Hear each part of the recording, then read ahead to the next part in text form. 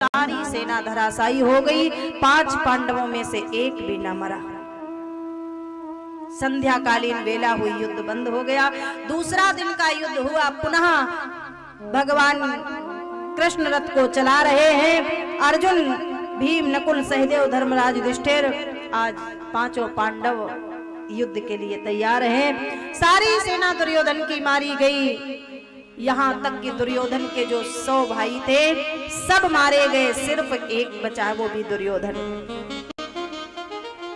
यहाँ तक कि दुर्योधन का जो इकलौता पुत्र है वो भी मारा गया।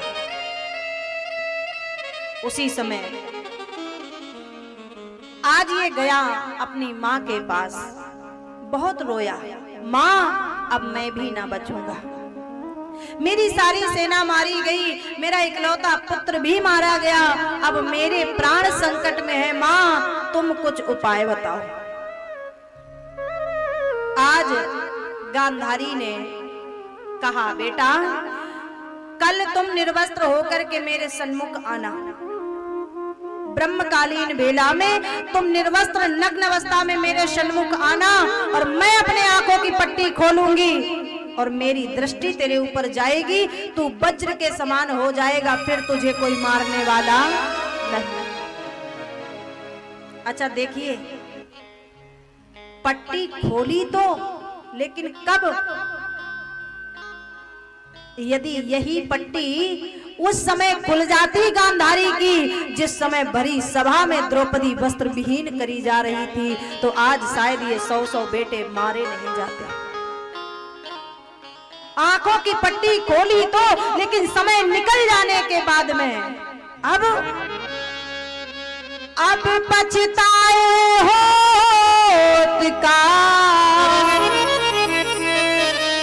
जब चिड़िया चुग गई खेत। अब पछताने से होता क्या है? अगर यही पट्टी समय पर खुल गई होती तो आज ये वंश बर्बाद ना होता। खुली तो किसके लिए? उस दुष्ट बालक को बचाने के लिए, जिसकी वजह से ये इतना बड़ा महाभारत हो गया, उसे बचाने के लिए आज गांधारी ने पट्टी खोली। और जैसे ये निर्वस्त्र होकर के चला, भगवान कृष्ण और अर्जुन रास्ते में मिल गए। भगवान ने कह दिया, अरे आजकल के बालक ऐसे ऐसे हैं जिन्हें ये भी ज्ञान नहीं है कि माता पिता के सामने कैसे जाना चाहिए। दुर्योधन खड़ा हो गया, कहने लगा, कहीं हमें तो नहीं बोल रहे? अरे मैं तुम्हें क्यों कहूंगा, मैं तो एक बात कह रहा हूं, एक आम बात है कि भले ही माँ बाप कुछ ना कहें तो बेटे को खुद ये विचार करना चाहिए कि हम कैसे माँ के सामने जाएं। दुर्योधन बोला, कहना क्या चाहते हो? अरे कहना क्या चाहते हैं, कम से कम कमर में कोपीन, कमर में कम से कम एक लंगोट तो लगा लो। एक केला का पत्ता लिया और केले के पत्ते को कटी भाग में बांध दिया। जब तक केले का पत्ता सीधा रहता है तब तक तो वो फटता नहीं है, और जैसे ही मुड़ जाता है वो वहीं से फट जाता है। केले के पत्ते को जैसे ही कमर में बांधा भगवान ने, तो एक पत्ता फट करके दाहिनी जंघा पर आ गया दुर्योधन के। दुर्योधन गया, गांधारी ने आंखों की पट्टी को खोला है, और जैसे ही आंखों की पट्टी को खोला माता, तो उसी समय सारा शरीर इसका वज्र के समान हो गया दुर्योधन का, लेकिन दाहिनी जंघा कच्ची रह गई, क्योंकि उस पर केले के पत्ते की ओट रह गई, आड़ रह गई। गांधारी की आंखों में आंसू आ गए, लाला सारा शरीर तेरा वज्र के समान है, कोई तुझे मार ना पाएगा, लेकिन ये दाहिनी जंघा तेरी कच्ची रह गई। याद रहे, रणभूमि में इस जंघा को बचा करके रखना, जब भी मारे जाओगे तो ये तुम्हारी दाहिनी जंघा ही तुम्हें परास्त कराएगी, अन्यथा तुम्हें कोई मारने वाला नहीं। गया, भीम के साथ में गदा युद्ध हुआ इसका। भगवान ने इशारा किया, भीम दाहिनी जंघा पर प्रहार करो। जैसे ही भीम दादा ने दाहिनी जंघा पर प्रहार किया, इसकी दाहिनी जंघा टूट गई, जमीन पर गिर गया, रोने लगा।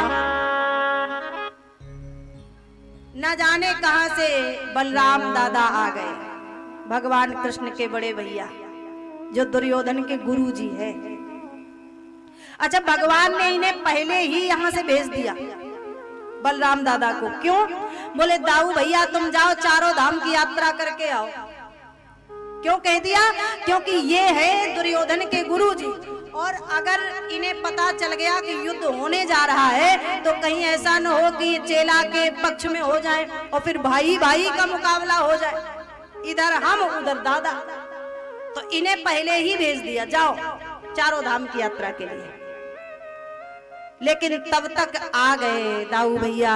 देखा दुर्योधन की जंगा पर प्रहार किया तो बलराम को आया क्रोध। दाऊ भैया कहने लगे ये तो सरासर अन्याय है। धर्मराज युधिष्ठिर भी कहने लगे ये धर्म के विरुद्ध है। जो युद्ध में शर्तें रखी गई थी उसके विरुद्ध है ये। शर्त ये थी कि कमर से नीचे कोई जंगा पर प्रहार नहीं करेगा, पर भीम तुमने मर्यादा को तोड़ा है, तुमने मर्यादा का उल्लंघन किया है, तुम दंड के भागीदार हो, तुम्हें दंड मिलना चाहिए, तुमने मर्यादा का उल्लंघन किया, अमर्यादित कार्य किया है। भगवान कृष्ण ताली बजाते हुए बीच में आए, बोले वाह, कम से कम तुम्हें आज धर्म याद तो आया, कम से कम तुम्हें आज तो धर्म याद आया। अरे तब तुम्हारा धर्म कहां गया था जब भरी सभा में द्रौपदी वस्त्र विहीन करी गई। ये कहां का धर्म है? ये कहां, किस धर्म, किस पुराण में, किस ग्रंथ में ये लिखा कि एक कुलवधू को वस्त्र विहीन किया जाए, एक स्त्री को निर्वस्त्र किया जाए? ये कहां का धर्म है? तब ये ज्ञान की बातें नहीं बघारी, तब ज्ञान कहां था, तब धर्म कहां था? आज तुम्हें धर्म याद आ गया। चलो एक बात छोड़ो कि द्रौपदी को वस्त्र विहीन किया, अरे धर्मराज तब तुम्हारा धर्म कहां गया था जब शर्त एक थी कि एक एक योद्धा से एक एक योद्धा लड़ेगा, लेकिन चक्रव्यूह की रचना रच करके, षड्यंत्र रच करके उन 7 महारथियों ने उस निहत्थे अभिमन्यु को मार डाला। तब तुम्हारा धर्म कहां था? ये कहां का धर्म है? ये कहां का धर्म है? अरे ये भी तो धर्म के विरुद्ध था। ये भी तो एक नियम था कि जो रथ से नीचे होगा उस पर प्रहार नहीं किया जाएगा, जो अस्त्र शस्त्र से विहीन होगा, जिसके हाथ में अस्त्र शस्त्र नहीं होगा, अस्त्र शस्त्र गिर गया होगा, उस पर कोई प्रहार नहीं होगा। लेकिन 7 महारथियों ने चक्रव्यूह की रचना रच करके और उन 7 महारथियों ने मिलकर के मारा उस निहत्थे, उस अभिमन्यु को मार डाला। तब तुम्हें धर्म याद नहीं आया? आज तुम धर्म की बातें करते हो। उस बात को वहीं पर शांत किया, लौट करके अपने अपने शिविर में आए हैं। दुर्योधन कहने लगा अब तो मैं मरने ही वाला हूं, क्या करूं? अश्वत्थामा आया। अश्वत्थामा ने कहा बताओ मैं तुम्हारी क्या मदद करूं? तो कहा 5 पांडवों के सिर ला करके दे दो। अश्वत्थामा गया 5 पांडवों के सिर लेने के लिए, लेकिन जिस शिविर में 5 पांडव सोते थे वहां आज भगवान ने पांडवों के बालकों को सुला दिया।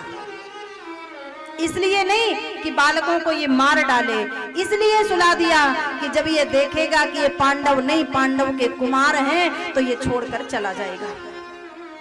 लेकिन यहाँ तो उल्टा हो गया प्यारे। अश्वत्थामा ने बिन देखे आज उन सोते हुए बालकों को मार डाला, 5 के सिरों को काट करके ले गया और जाकर के पहुंचा। लाओ लाओ, एक सिर को हमें दे दो, भीम वाले सिर को हमें दे दो जिसने मेरी जंघा को तोड़ा है। झुंझला करके एकदम सिर को दबाया, खरबूजे की तरह फट गया। दुर्योधन आश्चर्यचकित हो गया। जिसके अंदर 10-10 हजार हाथियों का बल हो, जो इतना ताकतवर, इतना बलशाली हो, उसका सिर इतना कोमल नहीं हो सकता। दिखाओ और सिर हमें दिखाओ। और जैसे ही देखे तो वो पांडवों के बालक हैं। दुर्योधन आज बहुत रोया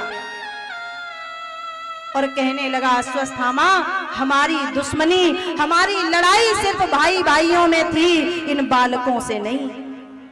इन्होंने मेरा क्या बिगाड़ा था? तूने निरपराध बालकों का वध कर डाला है। अब मैं तो मर ही रहा हूं, तू चला जा यहां से, नहीं तो पांडव तुझे छोड़ेंगे नहीं।